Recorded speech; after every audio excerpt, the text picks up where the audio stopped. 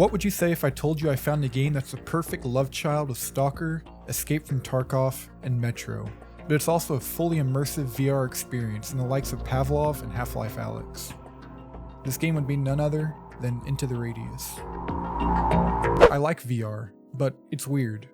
When done right, VR has given me some of my most immersive and memorable gaming experiences of my life.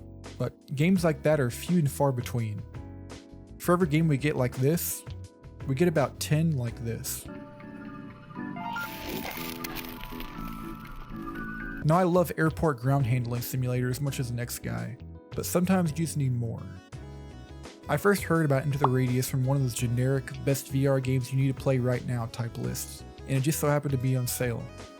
So I picked it up, installed it, and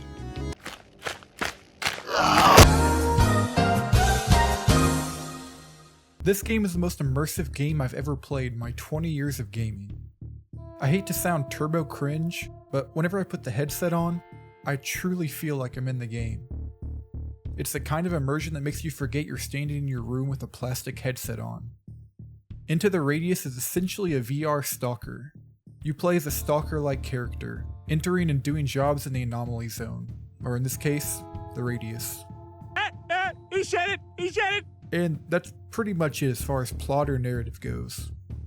The game is very deliberate about how little it tells you up front. This isn't to say there aren't any narrative moments in the game, as you can find notes and audio logs sprawled all throughout your playthrough. But it's undeniable that Into the Radius is all about the gameplay. Mission structure works like this. You pick up jobs in the terminal in your room. These jobs vary from retrieving artifacts to taking pictures of various monsters. These are all really simple on paper, but these are just a springboard to get you out into the world. The real experience is everything that happens between accepting the mission and actually making it back alive. There are 5 maps to explore in the game, but they're so diverse and jam-packed with enough stuff to make them feel much bigger than they actually are. You'll eventually get to the point where you know each of these maps by heart. How, you might ask? Trauma. Is Max coming out this way? No. Wait. Yeah, this game is terrifying. It's hard to explain just how terrifying it is to hear footsteps fastly approaching you, or the pained moans of whatever the fuck these are. Okay, did we ever figure out what these were? The game weaponizes sound in a way very few games ever do, and until you experience it yourself, you just don't have any idea. The enemies in the game aren't even that complex, but the sound design, come on. The sound design is so good that it feels like the game is actively trying to gaslight you. You'll be walking through the woods, minding your own business, vibing along in the great ambience, and suddenly, you hear one twig snap behind you. Not a big snap, just a little one. That's all it takes for your soul to leave your entire body. Then you turn around and see this shadow crab thing running towards you at Mach 10. And this moment, you forget how to reload. You forget how to move. You forget your own name. If you're playing this game with a pacemaker in, make sure that wheel's up to date. The gameplay loop of taking gear in with you to find new gear is addicting. No matter how much you have, you always need more. Every run turns into just one more thing, until your pack is overflowing and your nerves are shot. You start in your little safe house. It's cozy, it's quiet. It's the only place in the entire game where you aren't one bad decision away from permanent unemployment. You've got your bed, your locker, your ammo station, and at first glance, it's like, oh, cool. Then you realize, this isn't for show.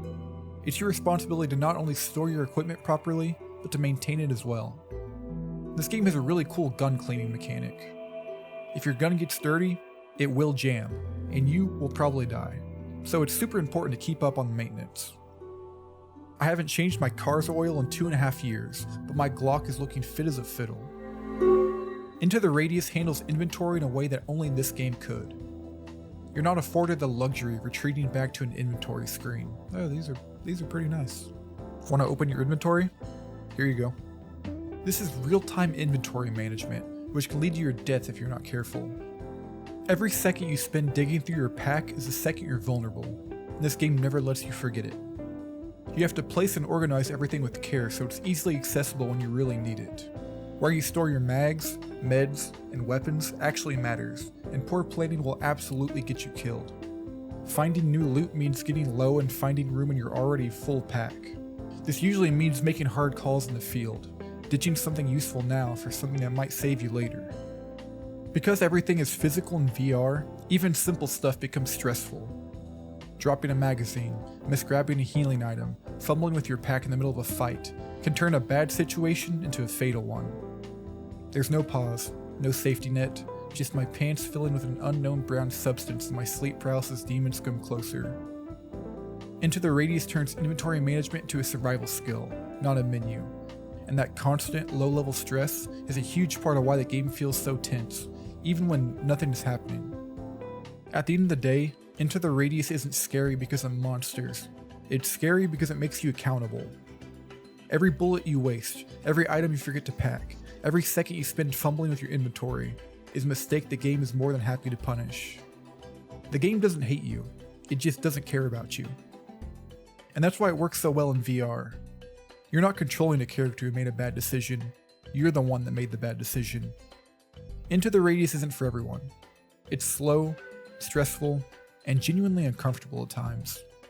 If you've ever wanted a VR game that fully commits to immersion, that treats survival as more than a checklist, this is one of the best experiences VR has to offer.